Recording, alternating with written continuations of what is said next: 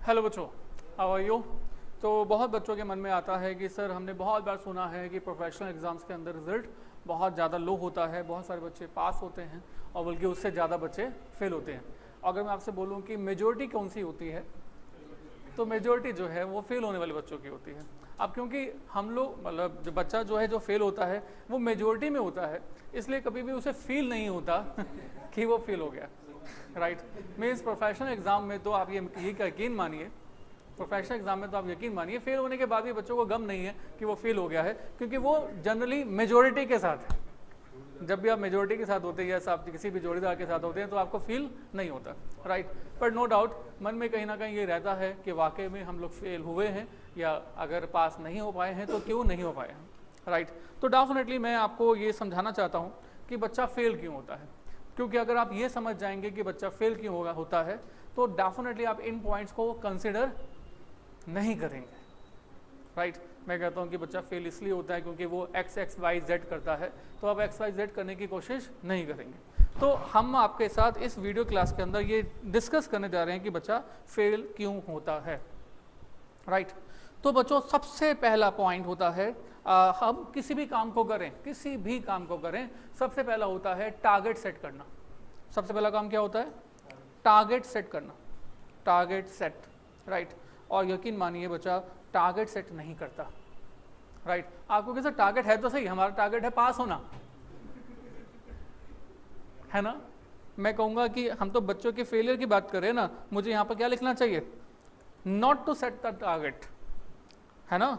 बच्चा जो है वो यहाँ पर टारगेट सेट नहीं करता। राइट आपको कोई सर टारगेट सेट कैसे नहीं करता, हमने तो टारगेट सेट किया हुआ है पास होना। पर बच्चों पास होना टारगेट सेट करना नहीं है। अगर आपको टारगेट सेट करना है तो आप ऐसे टारगेट सेट कीजिए कि अगर आपके पास 4 पेपर हैं, अगर आपके पास 3 पेपर हैं, तो कौन कौन से पेपर में आपको कितने कितने मार्क्स लेने हैं, ये हुआ टारगेट। पास होना ये एक टारगेट तो है, बट ये टारगेट जो है वो क्वांटिफाइड टारगेट नहीं है। टारगेट जब भी होने चाहिए वो हमेशा हमेशा क्वांटिफाइड फॉर्मेट में होने चाहिए। राइट तो बच्चा फेल क्यों होता है, इसका सबसे पहला आंसर आ गया। am I right or wrong? Right तो अगर आपने भी अपना टारगेट सेट नहीं किया है तो समझ लो कि आप पहले वाले स्टेप पे आ गए हैं।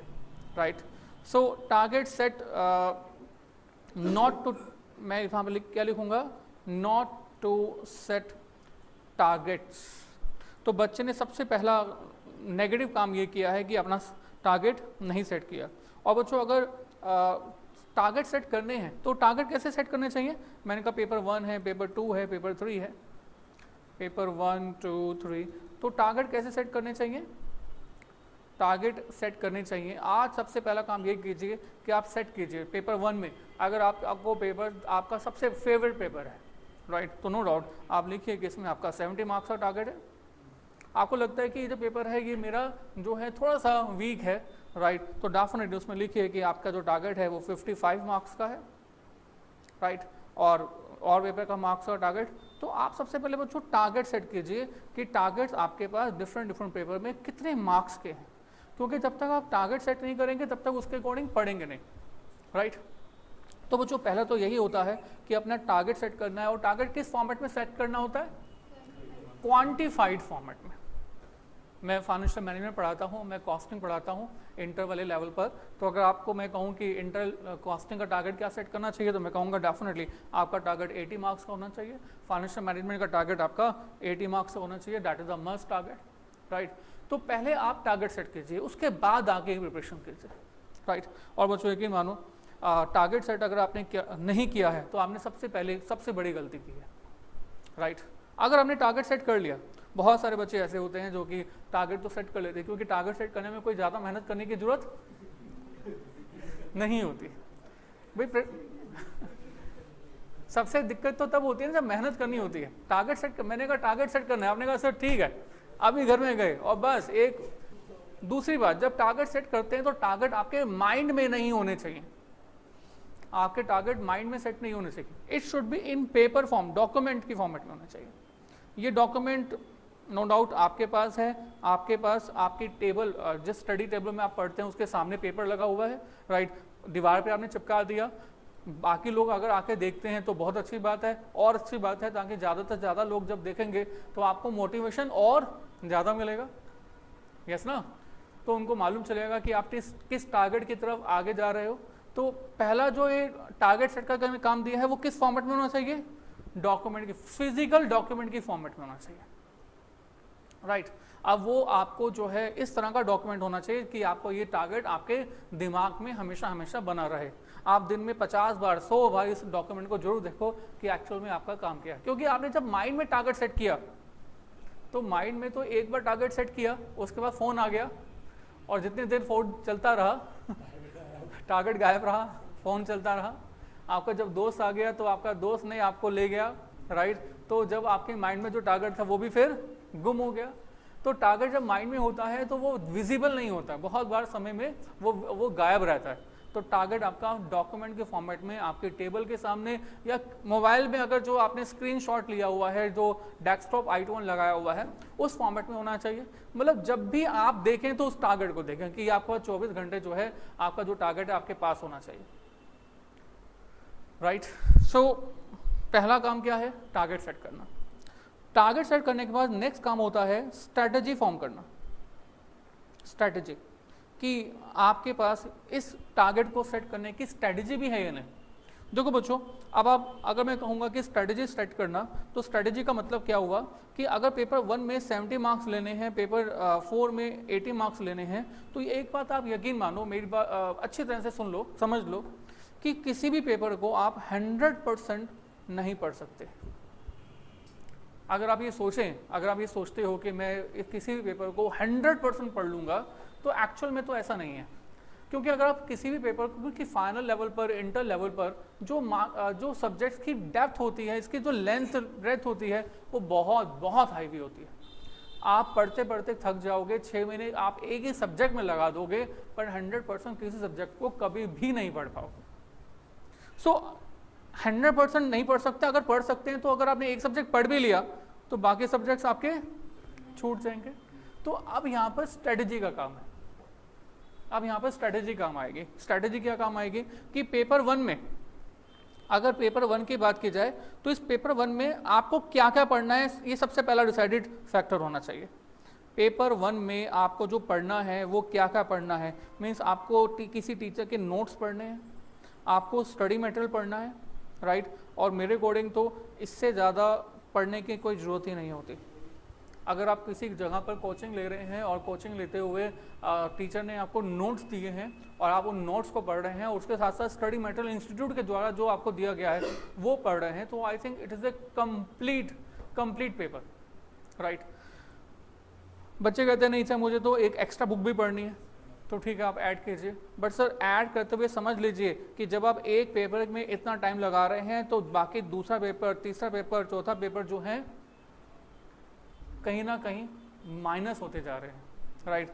You have to form a strategy. Theory है, पूरे के पूरे सब्जेक्ट की थ्योरी है, कितने पेजेस की थ्योरी है, you must have in your hand.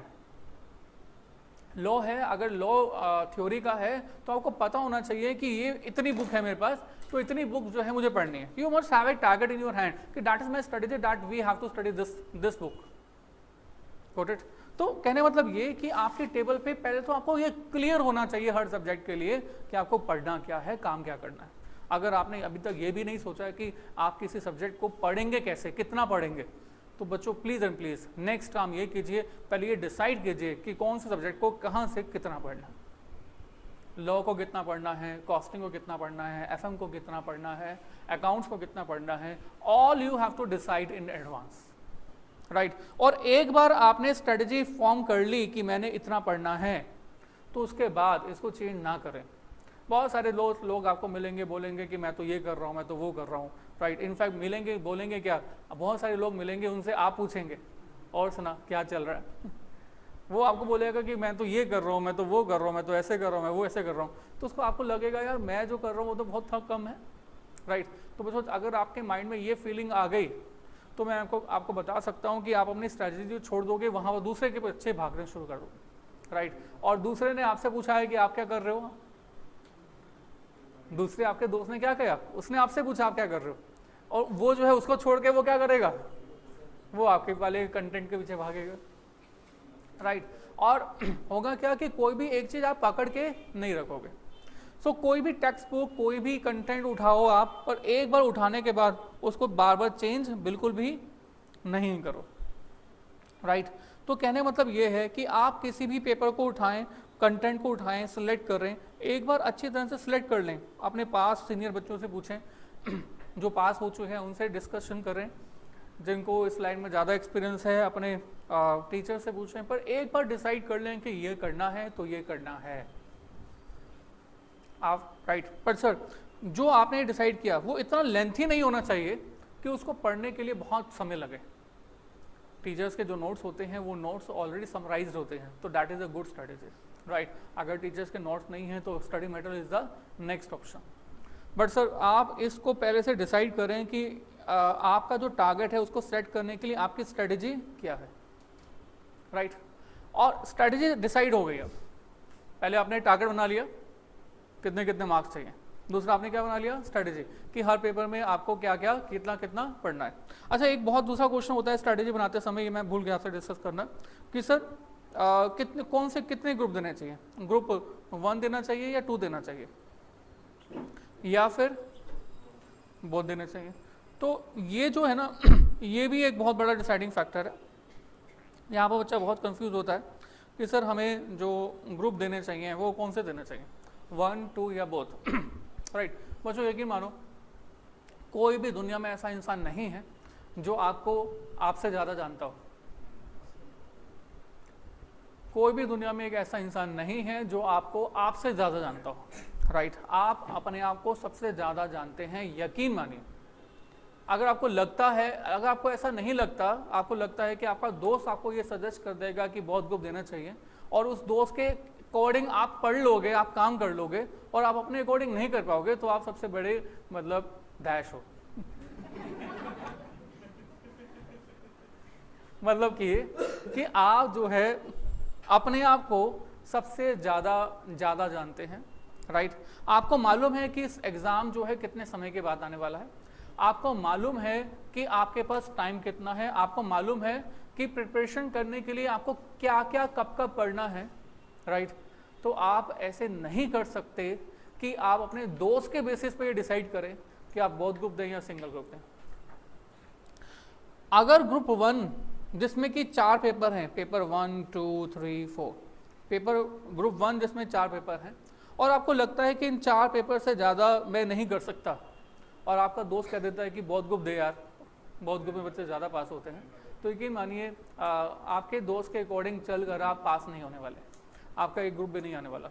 और अगर आपको ये लगता है कि ग्रुप 1 एंड ग्रुप 2 यानी कि बहुत ग्रुप देना ही आपके लिए दी बेस्ट है और आपको लगता है कि बहुत ग्रुप जो है वो आप निकाल लोगे, आपके पास इतना सफिशिएंट टाइम है जिसमें कि आप ये दोनों ग्रुप प्रिपेयर करके निकाल दो, आपको ऐसा लगता है, ऐसा फील होता है, आपको फील होता है कि मुझे बहुत ग्रुप ही देना चाहिए, इनफैक्ट बहुत ग्रुप की प्रिपरेशन के लिए ही मैं बनाऊं, राइट।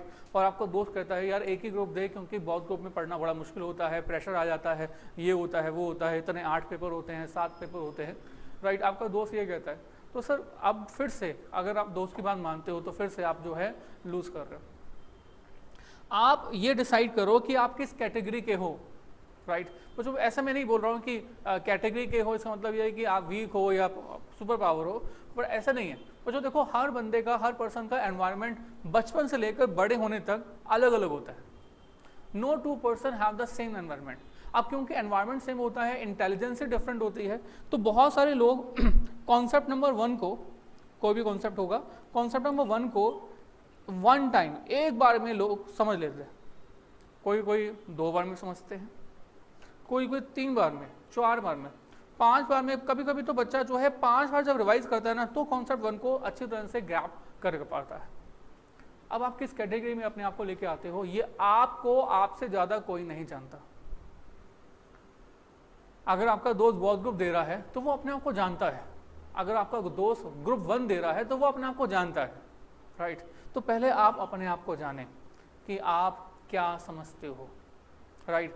आपके पास जो टाइम अवेलेबल है उस टाइम अवेलेबल में आप क्या कर सकते हो, राइट। और अगर आपने प्रिपरेशन अभी तक शुरू भी नहीं की है, अभी तक प्रिपरेशन शुरू भी नहीं की है और 8-9 मंथ्स के बाद आपके एग्जाम्स हैं, तो मैं आपको ये कहूँगा कि सर किसी एक ग्रुप से आप स्टार्ट कीजिए, 4 महीने का टाइम दीजिए उस ग्रुप की प्रिपरेशन करने के लिए, उस ग्रुप की रिवीजन करने के लिए, और 4 महीने के बाद ये डिसाइड करना कि ग्रुप 2 की तरफ आप जाएं या ना जाएं। 8 के 8 पेपर एक साथ स्टार्ट कर देना कोई समझदारी का सौदा नहीं है। आपके पास 9 मंथ्स हैं तो भी सबसे पहले एक ग्रुप की प्रिपरेशन स्टार्ट कीजिए, क्योंकि अभी आप एनालाइज करने लेवल पे भी नहीं हो। अगर आप बिल्कुल फ्रेशर हो, आप बिल्कुल नए हो और आपको अभी कंटेंट्स का पता भी नहीं है कि हमारे पास जो सब्जेक्ट्स हैं वो क्या है, तो आप 8 के 8 पेपर एक साथ स्टार्ट कर रहे हो, यकीन मानो सेल्फ स्टडी करने के लिए तो 1 मिनट का समय नहीं मिलेगा। और इनफैक्ट 8 के 8 टीचर जो आपको पढ़ा रहे होंगे, अगर आपने किसी कोचिंग में एंटर कर दिया है, तो वो 8 के 8 टीचर आपको क्या पढ़ा रहे हैं ये भी आपको समझ में नहीं आएगा। फ्रेशर होने पर भी आप जो है पहले 4 सब्जेक्ट में स्टार्ट कीजिए, 4 पेपर में 4 महीने तक, 3 महीने तक अगर आप कंफर्टेबल हो तो you must have to go for the next group. But अगर आपको लगता है नहीं, I am not comfortable, so you must have to restrict with the group 1 और group 2 whatever you select, right? तो बच्चों ये अच्छा, इसके बाद ये आपने बहुत सारे बच्चों के साथ ऐसा होता है कि बच्चों ने डिसाइड कर लिया अभी तो पेपर में 4 महीने हैं, 4 मंथ्स हैं, और 4 मंथ से पहले उन्होंने क्या डिसाइड कर दिया, कितने ग्रुप देंगे। हाँ जी, पहले क्या डिसाइड करता है हर बच्चा, पहले क्या ग्रुप देंगे, 2, बहुत बच्चा ही डिसाइड कर लेता है ग्रुप दोनों देंगे। बहुत सारे बच्चे ऐसे होते हैं, बहुत सारे बच्चे ऐसे होते हैं जो कि पहले डिसाइड कर लेते हैं कि ग्रुप 2 दोनों ग्रुप एक साथ देंगे, ग्रुप 1 भी देंगे एंड 2 भी देंगे। अब दोनों ग्रुप देने के लिए डिसाइड कर लिया, राइट। अब 2 महीने रह गए, एग्ज़ाम फॉर्म भरने का समय आ गया, एग्ज़ाम फॉर्म भरने का समय आ गया, और जब एग्ज़ाम फॉर्म भरने का समय आ गया तो उन्होंने डिसाइड किया नहीं ग्रुप 1 देंगे, या फिर एग्ज़ाम तो भर दिया पर 1 महीना पहले अभी भी डिसाइड कर रहे हैं, क्या डिसाइड कर रहे हैं, ग्रुप 1 दें या 2 दें।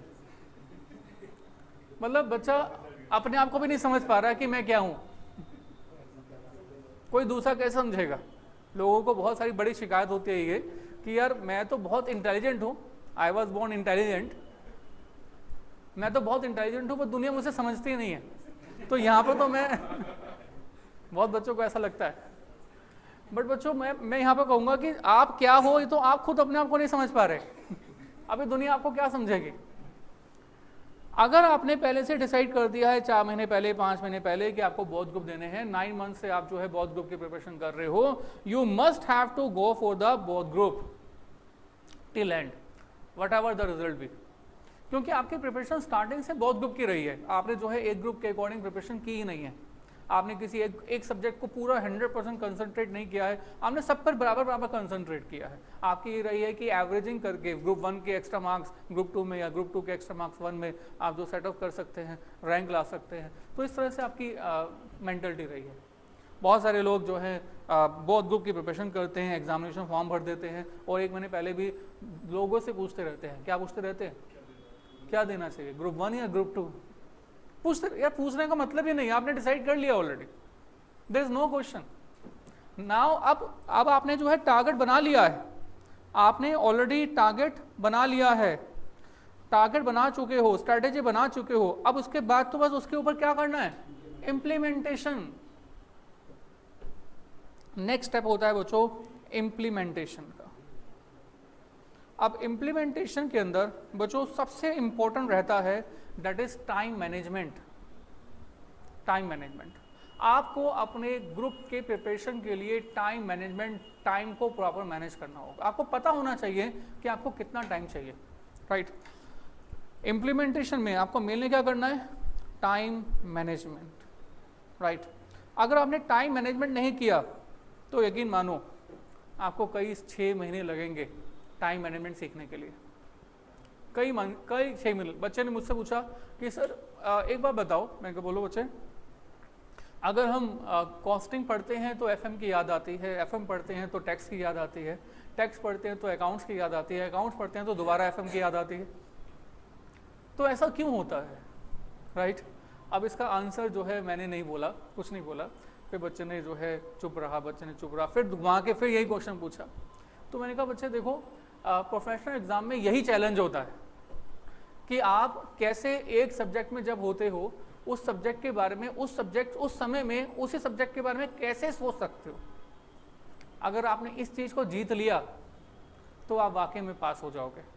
अगर आप इस चीज को नहीं जीत पा रहे, क्योंकि मानो आपको कई 6 महीने लग जाएंगे इस चीज पर कंट्रोल लेने के लिए। अगर आपने ये नहीं जीता कि अगर आप अकाउंट्स पढ़ रहे हो तो आपका मन सिर्फ अकाउंट्स में लगे, अगर आप टैक्स पढ़ रहे हो तो आपका मन सिर्फ और सिर्फ टैक्स में लगे, अगर आपने ये नहीं जीता तो डेफिनेटली आप जो है अभी जीत नहीं सकते। बच्चों यहाँ पर भी टाइम मैनेजमेंट ही है, यहाँ पर भी आपने टाइम मैनेजमेंट नहीं किया हुआ। आपने जो है प्रॉपर ये नहीं डिसाइड किया है कि कितने टाइम में क्या पढ़ना है। अगर आप पहले से ये डिसाइड कर लेते हो कि अगर पूरे दिन में आप 14 आवर्स की स्टडी करते हो, उस समय जब आपको कोई क्लासेस नहीं चल रही, उन 14 आवर्स के अंदर आपने ये डिसाइड कर लिया कि सर मैं जो है 4 घंटे जो है, ऐसे एग्जांपल ले रहा हूँ, टैक्स पढ़ूंगा, 4 घंटे जो है FM पढ़ूंगा और 4 घंटे जो है अकाउंट्स पढ़ूंगा। अभी मैं 3 सब्जेक्ट को, या एक सब्जेक्ट में लॉ ले लेता हूँ, एक थ्योरी का सब्जेक्ट बीच में ऐड कर देते हैं।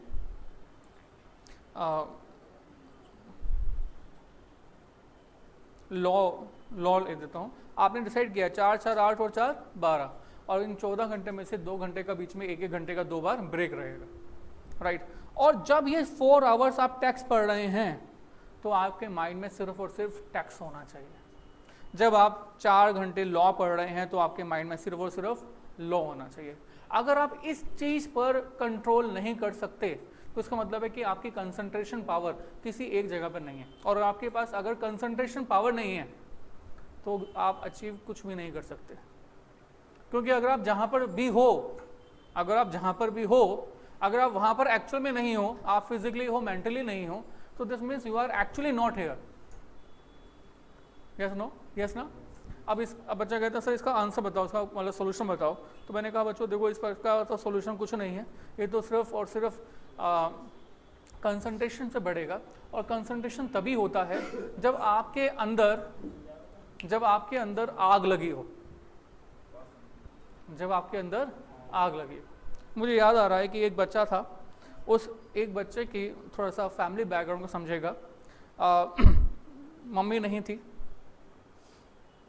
थी, फादर जो है वो बीमार रहते थे, राइट। तो मतलब वो जॉब नहीं करते थे, और वो जो लड़की थी वो लड़की पढ़ाई करती थी, राइट। अब उसको IPCC क्लियर करना था, IPCC, राइट। और उसको मालूम था कि मैंने अगर एक अटेम्प्ट में IPCC क्लियर नहीं किया तो उसके बाद उसको कहीं ना कहीं छोटी मोटी जॉब करनी ही पड़ेगी। उसके पास दो ऑप्शन थे, ग्रुप 1 का, ग्रुप 2 का, या दूसरा ऑप्शन था ग्रुप 1 and 2 बोथ। कोचिंग के भी पैसे नहीं थे तो उसने समहाउ टीचर्स की help, this and that, coaching भी कंप्लीट की, right. Group 1 they, group 2 they, both they. उसके बाद कोई ऑप्शन थे? उसके बाद ऑप्शन भी नहीं थे, उसने बोथ ग्रुप दिया। एंड यकीन मानो इस बच्चे ने पहली बार में बोथ ग्रुप क्लियर कर दिए, राइट। अब उसके अंदर क्या लगी हुई है? Right, fire. कैसी फायर? कि अगर मैंने ऐसा नहीं किया तो फिर इस सिचुएशन के अंदर मैं शायद CA कभी जिंदगी में ना कर पाऊँ, राइट। अगर ये चीज़ आपके अंदर है, आपके अंदर आपके जो टारगेट्स है ना वो सुबह, दोपहर, शाम, रात, हर समय आपके दिमाग में रहते हैं। आप अगर खाना खा रहे होते हैं तो भी आपके माइंड में रहता है कि मुझे अपना टारगेट कंप्लीट करने के लिए आज जो करना है वो कैसे कंप्लीट करना होगा। आज का जो मेरा टारगेट है अकाउंट्स का, FM का, तो मैंने ये जो चैप्टर कंप्लीट करना है वो मेरा चैप्टर कैसे होगा। अगर आपके अंदर ये हर मोमेंट रहता है, हर सेकंड रहता है। आप एक पर्सन था जिसने कहा कि मैं पिछले 15 साल से अपने टारगेट को अचीव करने के लिए नहीं सोया, 15 साल से टारगेट को अचीव करने के लिए नहीं सोया। तो उससे कहा गया तू सोता तो है, ऐसे क्यों बोल रहा है सोया नहीं, 15 साल से ऐसे कैसे सोचता है कि कोई सोया नहीं।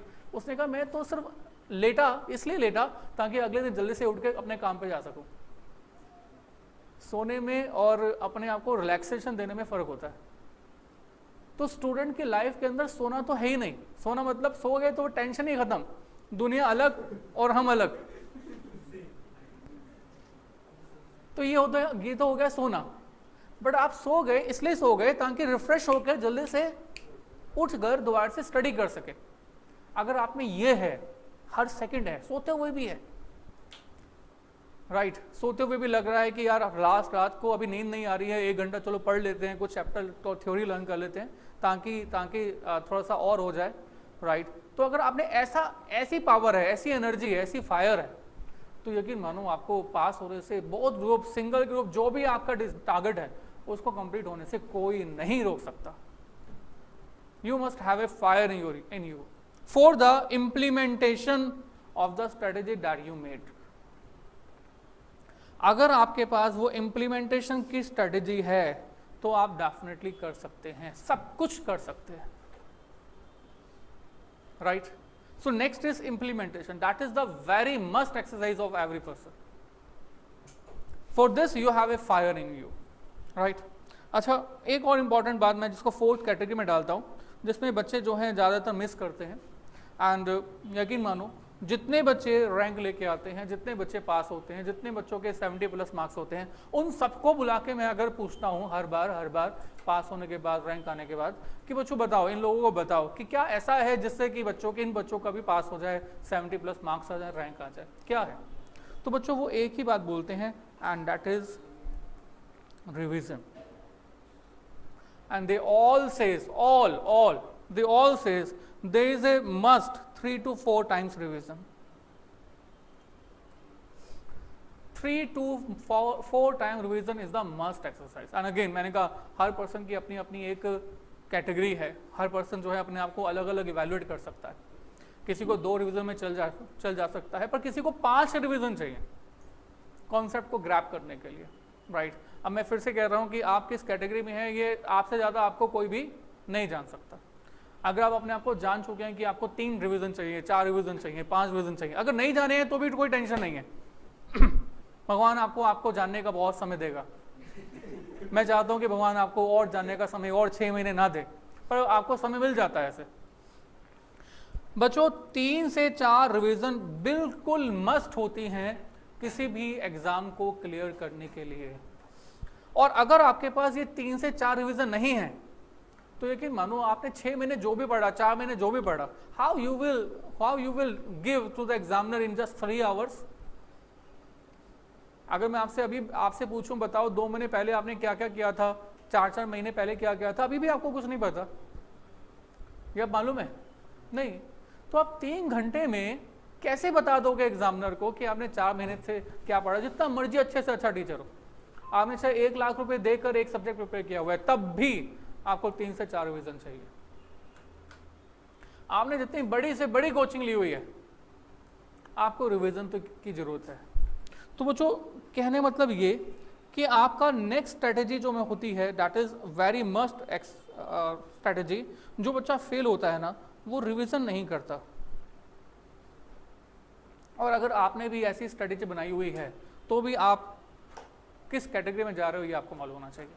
मैंने कहा भगवान आपको रिवीजन का टाइम फिर भी दे देता है, but revision is the very must exercise, otherwise you can't give all that you have in you. I think fine, right. और बच्चों एक ही मानिए, ये 4 चीजें आप कंप्लीट कीजिए। नंबर 1 टारगेट सेट कीजिए, एंड टारगेट आपके पास आंखों के आगे 24 घंटे होना चाहिए। स्ट्रैटेजी आपकी होनी चाहिए। स्ट्रैटेजी मतलब कि आपको कैसे पढ़ना है, क्या क्या पढ़ना है, कितना पढ़ना है, कैसे आपको समराइज करना है, कैसे रिवीजन हो सकती है, तो रिवीजन का टाइम कितना होना चाहिए, कितने समय से पहले आपका 100% कोर्स हो जाना चाहिए, कितना समय आपको जो रिवीजन का लगेगा वो रिवीजन का समय आपको कैसे ब्लॉक करके रखना है, पहले से बचा के रखना है। So all strategy you have to form in advance. उसके बाद इम्प्लीमेंटेशन, और इस इम्प्लीमेंटेशन में you must have a fire in you. If you have then definitely nobody can stop you. Revision is a must exercise for each and every person, for each and every student. अगर आप revision करते हैं तो ही पास होते हैं, और अगर revision नहीं करते हैं तो आई थिंक पास होना बहुत it's next to impossible, because you can't remember anything without revision. Yes, this में पॉसिबल कि आप जो है सुपर हीरो हैं, आप शक्तिमान हैं, और बिना रिवीजन के, मतलब आपने क्या किया, आपने रजिस्टर को उठाया और उसको ऐसे ऐसे पढ़ लिया, आपने ऐसे पढ़ा और आपका पूरा का पूरा रजिस्टर रिवाइज हो गया रिवाइज। अगर शक्तिमान है तो मैं आपको कुछ नहीं कह सकता, डेफिनेटली फिर आप कर सकते हैं, आप रजनीकांत हैं तो भी कर सकते हैं, but all we are the simple human beings, we are not Shaktimaan, we are not Rajinikanth, so we have to revise, हाँ, एक बार, दो बार, तीन बार, चार बार, डिपेंड करता है कि आप किस कैटेगरी में हैं, तो that is something different, right sir. So please do all these things for the successful examination result, and that is very must. Very all the best. Thank you very much.